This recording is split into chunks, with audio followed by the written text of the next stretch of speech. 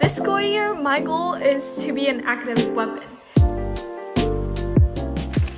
Hey guys, it's Amy and welcome back to my channel. Today we are going to be doing a little how to lock in for this school year. So now I'm gonna go over 6 things that I think will contribute a lot to this. I just want to let you know that I am not an expert, so take everything I say with a grain of salt, and it might work for some people but not for the others. Okay, the first thing I'm going to talk about is finding your organization system. This includes your system of taking notes as well as recording your homework and to-do list. So there are many ways for you to do this. It could be like just a planner, like a pencil and a notebook, writing down your homework. It could be using a schedule, but for me personally, calendar is what I use, and I use Notion calendar.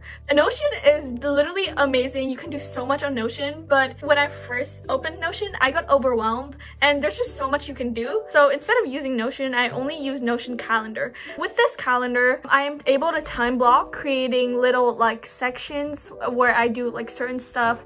So in my Notion calendar, when I create an event, I can categorize it into groups like academic, live, and then we have blue day and red day. So I have blue day homework, red day homeworks, and stuff like that. So I think this is very useful because not only I can see my time, like I can see how I spend my days. Like on days where I do nothing, I could see that. Moving on to how I take notes, it's really simple. I just basically have like title, big ideas, and I often try to summarize it or like use really short and simple terms instead of like writing a whole full sentence. Second, creating a sleep schedule or like a sleep routine. So not specifically a routine, but like knowing when you're gonna sleep every day. So I feel like it is so normalized to be like getting 5-6 hours of sleep as a high schooler. And I think that's like really bad. We all know sleep is very important, from like just immune system, brain function, getting rest, preparing yourself for the next day. But I think one reason why having like a sleep schedule is also really important is that it partly prevents you from procrastination. Imagine it's a Tuesday night and you have homework, right? So if you sleep every single day at 11, this is gonna force you to do your homework before 11 because you know you need to go to sleep. And if you don't finish your homework, then you're cooked, right?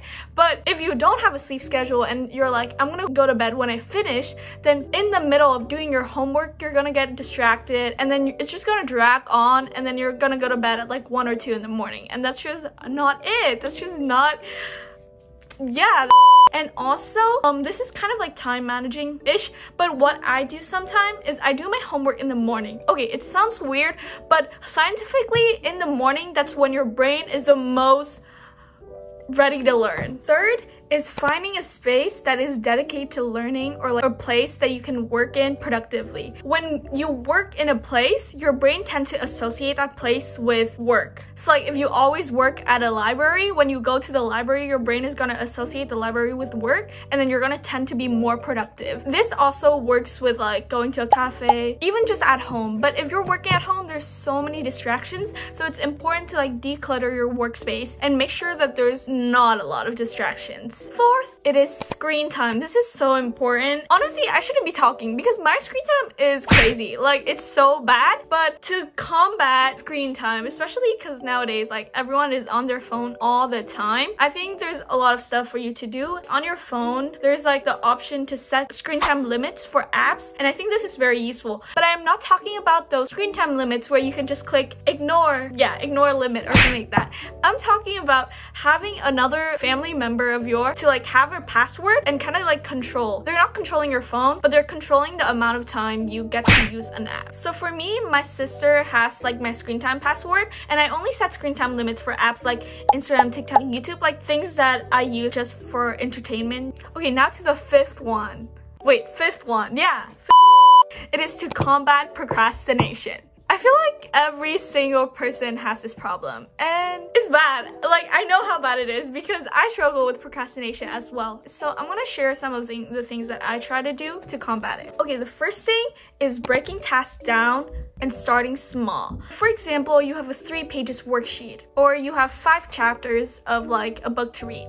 Then divide that up. I think part of the reason why this works so well, like dividing up the task, is because we have such short attention spans now. nowadays. But at the same time, I feel like this doesn't work for everyone, because when you're in like the zone, it's better for you to work all the way to finish the whole thing, you know, because you set your mind to do it. But I don't know, for me, it works better when I split things up. Okay, the second thing that you could do is setting rewards for yourself. So setting rewards give you an incentive to work harder. For instance, you'd be like, if you finish this worksheet, then you can watch the show you've been wanting to watch, or you can play games. And I think this really pushes me to work. Okay, and then the third thing is to eliminate distractions. So as I said earlier about phone, that is one of the distractions, but there can be many distractions from just all this stuff on your table, people around you, pets, books, anything that could be a source of distraction. It's better to like put it away, because out of sight, out of mind. Okay, now moving on to the last one, which arguably,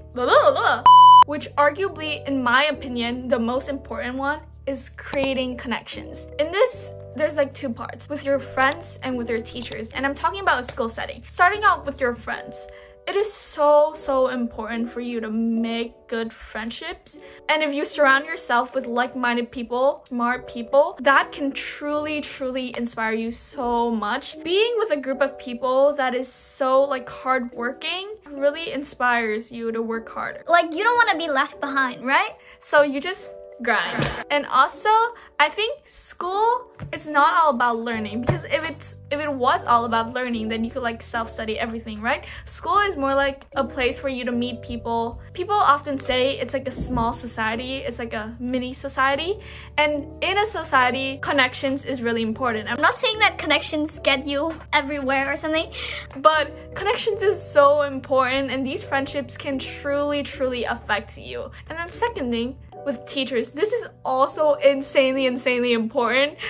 We don't want to be teacher pets, but be for real, like teachers treat you better when they like you. I think this is often overlooked, like creating a relationship with your teacher, and there are many ways for you to create a good teacher. Some of the ways includes raising your hands to like answer questions in class. Don't raise your hands for every single questions, but raise your hands for every now and then, so that you have a presence in the class, if you know what I mean. And then secondly, make eye contact. Make eye contact. Okay, let's say the teacher is lecturing. If you make eye contact with them, they know, like they're gonna be like, ooh, that person is paying attention. Third, reaching out to them like after class, outside of class. I don't mean this by emailing them, like bothering them with every questions you have, but at the end of class, you could stay back if you have a question.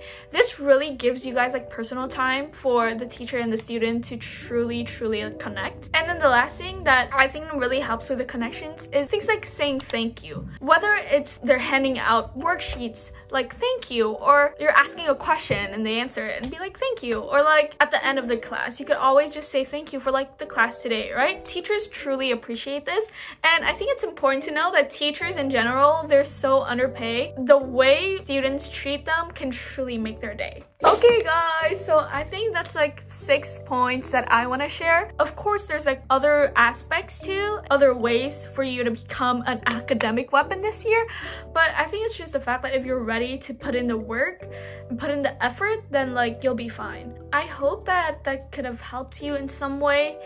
If not, but this video was inspired by some of these videos. They're amazing, check them out. And yeah, I really hope that we can have a great school year this year. Thank you so much for watching, and if you have any questions, comments, suggestions, comment them down below. Don't forget to like, subscribe, turn on post notifications, and I'll see you in my next videos. Bye!